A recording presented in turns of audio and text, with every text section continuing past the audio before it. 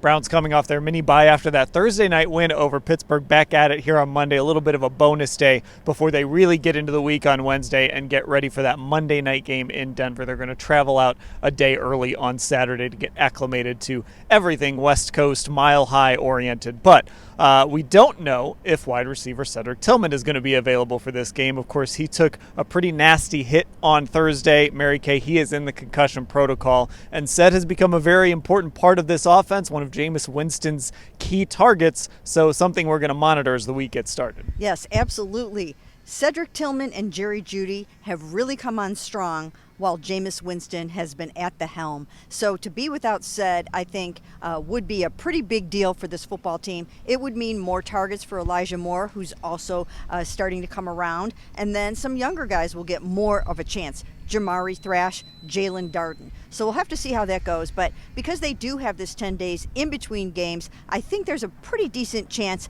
that Ced could make it back. Yeah, and actually we've seen Ced really develop and grow, become a downfield target. He's talked about learning how to adjust to defenses, adjusting to him running slants, things like that. We're seeing little growth from Cedric Tillman, so to just kind of keep that momentum going would be really important. We are, and I rewatched that game over the weekend because it was kind of hard to tell from where we were in the press box what happened on that play, but it was like a helmet-to-helmet hit for him on the final play of the third quarter between him and Patrick Queen of Pittsburgh. So I really am curious to see if he's going to be able to work it out and make it back in time, like Mary Kay said, for this Denver game. But I do think every chance for him to go out there is a chance to keep building on these performances as he gets more targets and as secondaries start to figure him out a little bit more. Okay, now one thing you can't question Juan Thornhill on in that Thursday night game was his effort, and a big part of that is because of what happened against the Saints.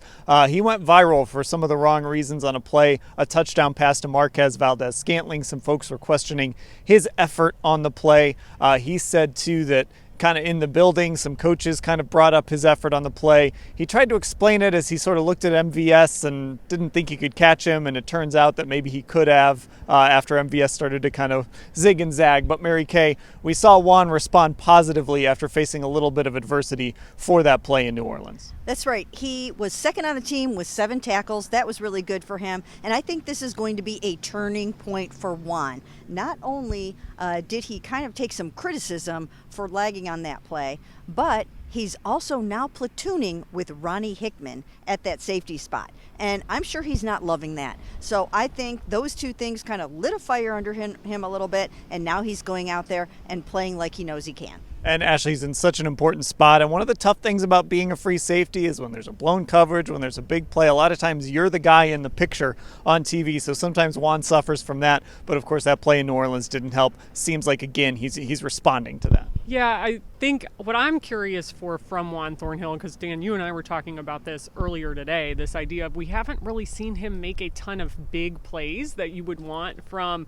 your main free safety, right? Only 2 pass defense since he's been here, no interceptions, no forced fumbles. So I'm curious to see if he can get on a little bit of a roll here and maybe make some of those game-changing plays, as we like to call them. Okay, now we're also kind of keeping an eye on what's going to happen with Greg Newsome and George Pickens. They got into that scuffle after the Hail Mary had to be separated by the officials. And, Mary Kay, we're sort of in a holding pattern. I know you did some reporting on this over the weekend, and the Browns and Steelers, by the way, play in a couple of weeks. So that adds a little spice to all of this. But where do things stand here on Monday after that little run-in between Pickens and Newsome? Well, I did find out that the league is looking into it. They will review it. Now, George Pickens is a player who has a little bit of a history. He's a repeat offender with face masks and certain things like that. So they're going to look at this. They're going to take it pretty seriously. And if they do fine him for fighting, that's almost $40,000. Now, hopefully for Greg Newsome, he won't also get fined for that. He doesn't think he will. But if he does, he said he will definitely appeal, because this was all George Pickens instigating that fight. And he was just kind of trying to defend himself. But we'll have to see, because they're going to meet again in 2 weeks. And I'm sure there will be Pickens Part 2. Yeah, I'm sure we're going to see guys responding to George Pickens saying the Browns aren't a good team and that they benefited from those conditions. And, of course, Greg Newsome calling Pickens a fake tough guy. So, Ashley, I think there's going to be some fireworks next week. There are. I wrote that in my story on Thursday night, right in the immediate aftermath of all this, as we were all still trying to figure out what exactly happened on that last play. But the fact that these two teams only have one game in between the rematch is definitely, I think, another interesting element to this story, to this rivalry. And we already know how these Browns players always get up when they have to play the Steelers, regardless of where either team is in the division. They've had struggles, obviously, winning in Pittsburgh. So definitely add some more fun to that game in a couple of weeks. Okay, we will have full coverage of everything that happened here today. And of course, as the week goes on and the Browns get ready for that Monday night showdown in Denver, all at cleveland.com/Browns.